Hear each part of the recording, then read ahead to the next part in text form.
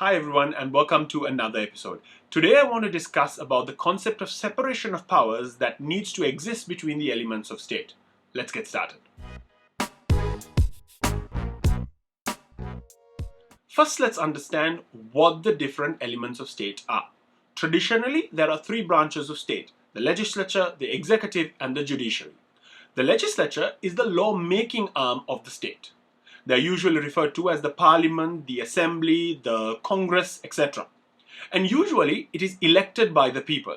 Of course, there are instances where elements of this legislature is not elected. Like, for example, the upper house in the United Kingdom, which is known as the House of Lords. The second element of state is the executive. And this is the arm of the state that is charged with implementing the legislations that have been passed by Parliament, as well as formulating policies for the country. The executive usually comprises of a president, prime minister, ministers, and government officers. Now, some countries have executive presidencies and the other countries do not have executive presidencies.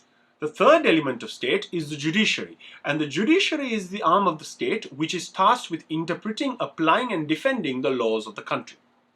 Now, in the process of dispute resolution, they may result in passing laws as well, although that is not their primary task. So in some countries, although the judiciary's job is not to pass new laws, they do inevitably end up passing new laws in the process of resolving disputes.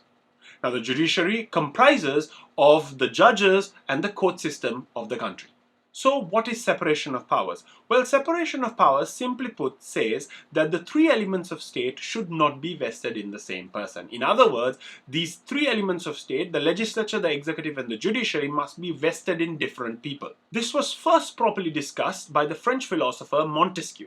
Montesquieu says that when the legislative and executive powers are united in the same person, there can be no liberty. There is no liberty if the powers of judging is not separated from the legislative and the executive. There would be an end to everything if the same man or same body were to exercise these three powers. There would be an end to everything if one person were to exercise all three powers.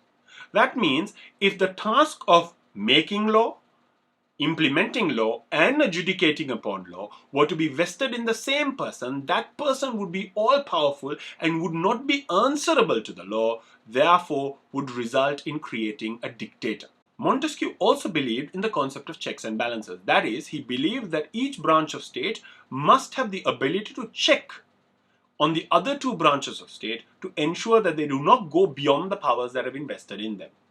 Now, this will ensure that each branch of state, the legislature, the executive, and the judiciary, do not go beyond the powers that have been given to them. For example, the judiciary has the ability to check on the legislature and to check on the laws that have been passed by the legislature.